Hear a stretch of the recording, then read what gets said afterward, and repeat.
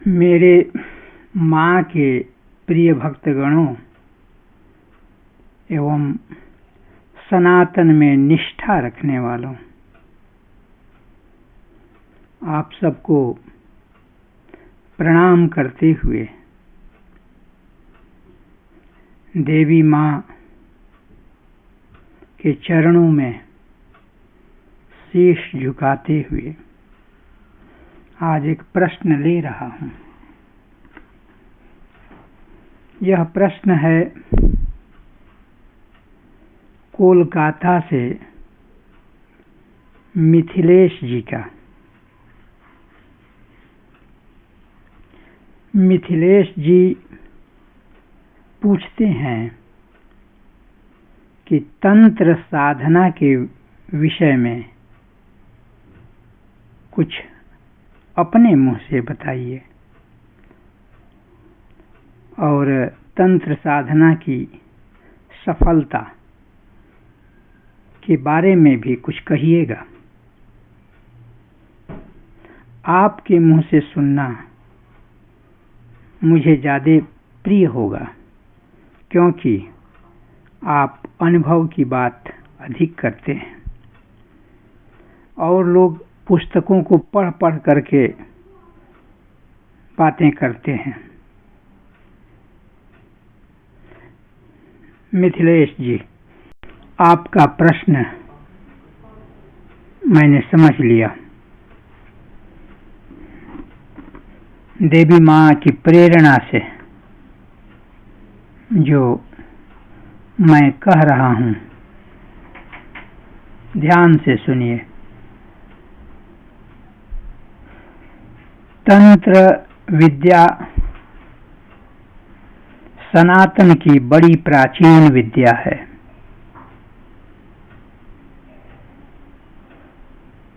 आज यह विद्या लुप्त प्राय है।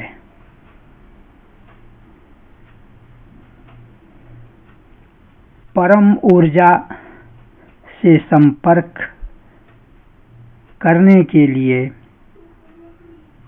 अनेक विधियों में यह भी एक विशिष्ट विधि रही है।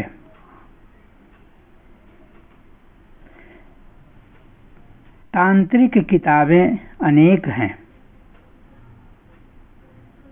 मैंने उन किताबों को पढ़ा नहीं है। जो मैं कह रहा हूँ पहले ही बता दिया हूँ। देवी माँ की प्रेरणा से सब आप सुन रहे हैं।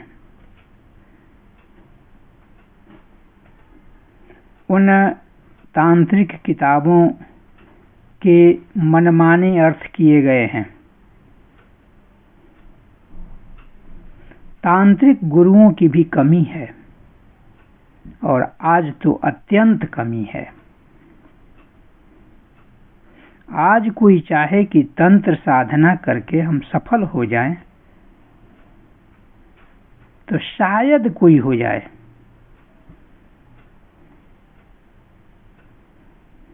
कारण कि यह साधना बिना गुरु के संपन्न हो ही नहीं सकती। बाकी विधियों से आप ब्रह्मांड की परम ऊर्जा से संपर्क कर सकते हैं। उसमें या उन विधियों में गुरु न भी रहे तो चलेगा। इष्ट जो होता है वही गुरु बन जाता है। वह तो ठीक है, लेकिन तांत्रिक साधना 3-4 तांत्रिकों से कुछ वर्ष पहले मेरी बातचीत हुई है। मैंने जानने की कोशिश की थी, लेकिन मैं संतुष्ट नहीं हुआ। उन लोगों की बातों से मैं संतुष्ट नहीं हुआ। मुझे ऐसा लगा कि वे लोग अपना विस्तार करना चाहते हैं और शिष्य बनाना चाहते हैं, उन्हीं के माध्यम से अपने स्वार्थ की सिद्धि करना चाहते हैं। तांत्रिक साधना में वासना, विषय वासना की कोई जगह नहीं है, लेकिन तंत्र के नाम पर वासनात्मक सुख, भोग विलास करने की भी मन में भीतर भीतर तांत्रिकों की इच्छा बनी हुई सी हमें दिखाई दी है। कपड़े काले और वेशभूषा कुछ उसी तरह से, ऐसे करके और लोगों को YouTube पर बहुत आकर्षित करने की कोशिश लोग किया करते हैं। मिथिलेश जी, यह कलिकाल है, तांत्रिक साधना इसमें सफल नहीं हो सकती। कहीं इक्के दुक्के हो जाए वो तो अलग की बात हो जाएगी। सामान्य रूप से मेरी दृष्टि में, मेरी राय में संभव नहीं है, क्योंकि जो गुरु होता है तंत्र विद्या में, वह उस ब्रह्मांडीय ऊर्जा से के संपर्क में रहता है और वही लिंक जोड़ता है, उसी की देखरेख में साधना की जाती है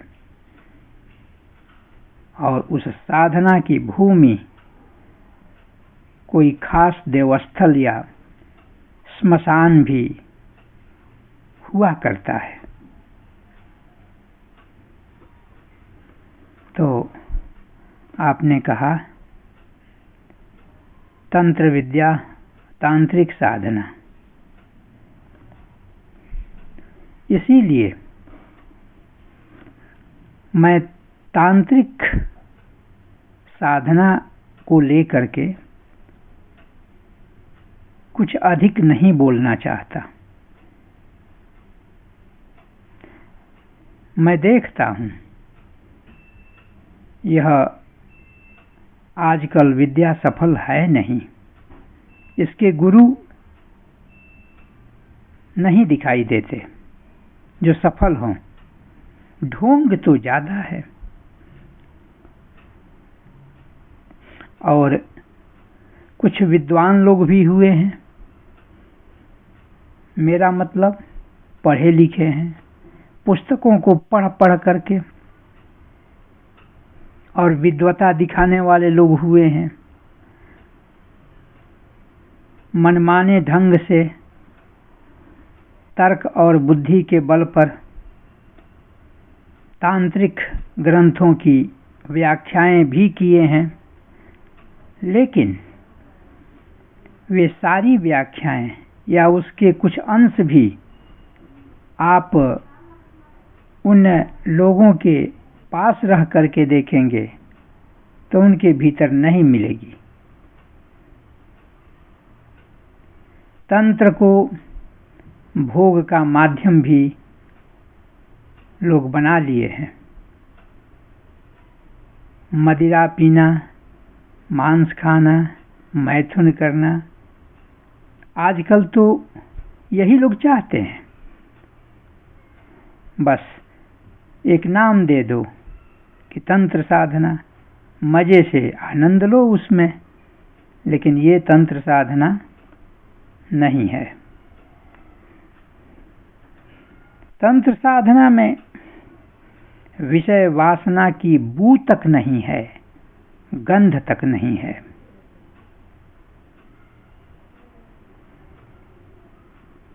तो मैं आपसे बताना चाहता हूं कि इस पर ध्यान न देकर भक्ति भावना पर ध्यान दिया जाए तो बहुत अच्छा है।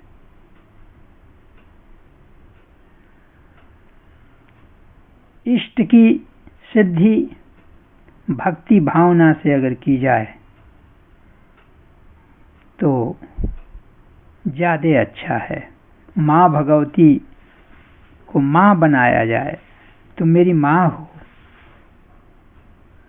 और माँ माँ माँ सिर्फ एक अक्षर माँ को कह कह करके, जप जप करके, बोल बोल करके, चिल्ला चिल्ला करके हमने सुना है कि रामकृष्ण परमहंस जी भीतर भीतर समग्रता में बदल गए। उनके शिष्य विवेकानंद जी ने एक किताब लिखी है, किताब तो छोटी है, माय मास्टर। उसमें अपने गुरु की गरिमा का गान किया। तो भक्ति मार्ग से अच्छा इस कलयुग में क्या हो सकता है। मंत्र जप करें, नाम जप करें, इष्ट के लीलाओं का गुणगान करें, प्रभु के गुणगान में उतर जाएं। आजकल तो उसमें भी नाटकीयता आ गई है। लोग कथा वाचन करते हैं, उसमें लोग नाचते हैं, ध्यान रहता है ताल पर, सुर पर, ध्यान रहता है कि मुझे कोई कैमरा में देख ले भाई, कहीं ऐसा तो नहीं कि जिस उद्देश्य से मैं नाच रहा हूं उसकी पूर्ति न हो सके। ध्यान तो इस पर है, लेकिन यह भक्ति नहीं है। मिथिलेश जी, भक्ति देखिए, भक्ति तो सहज होती है और भक्ति से बढ़कर कुछ भी नहीं है। हमारे कितने अतीत में ऐसे भक्त हो चुके हैं, माँ के भक्त और भगवान प्रभु के भक्त कितने हो चुके हैं, ऐसे जो पढ़े लिखे नहीं थे, फिर भी बहुत आगे निकल गए। उनमें ऊर्जा थी और उस ऊर्जा से जो भी उनके संपर्क में आया, रूबरू हुआ, प्रभावित होकर गया। इसलिए मैं तो आपको यही राय दूंगा कि अगर शोध करना है,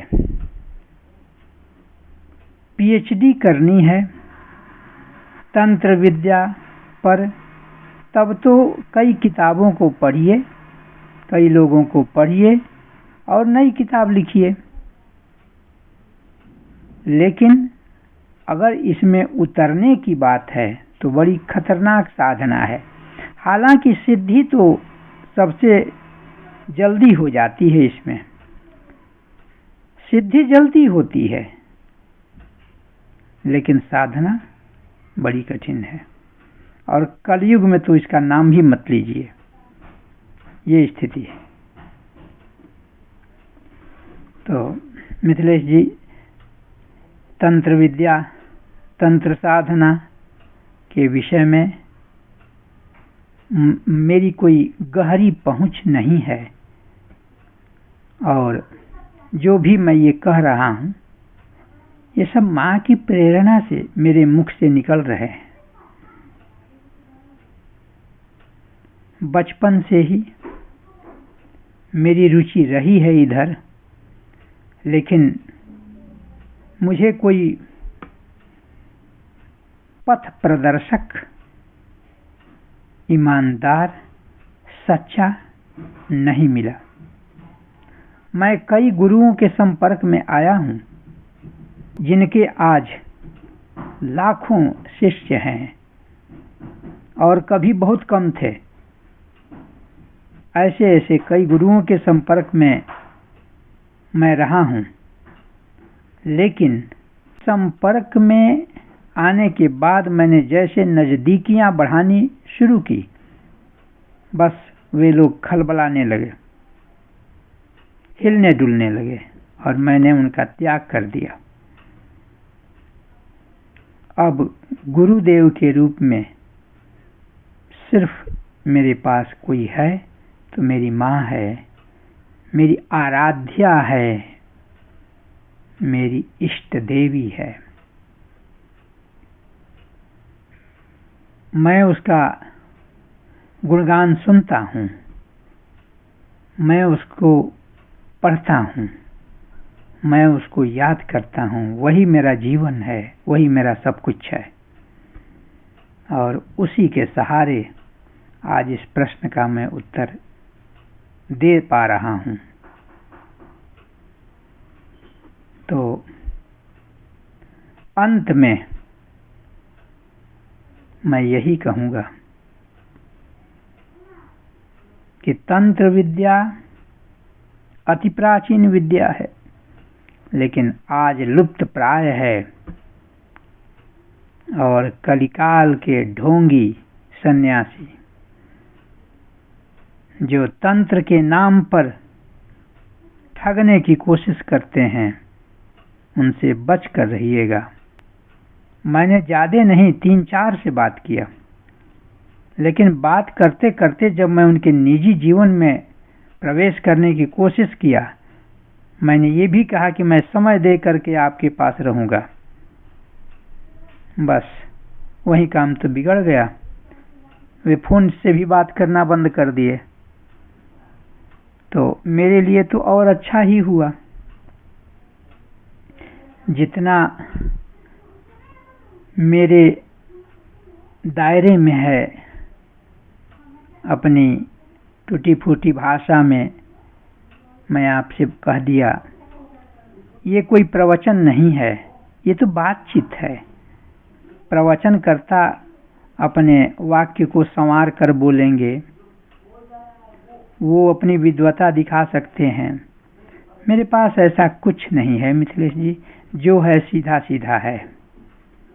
इसलिए अब मैं अपने वाणी को विराम देता हूँ और माँ भगवती को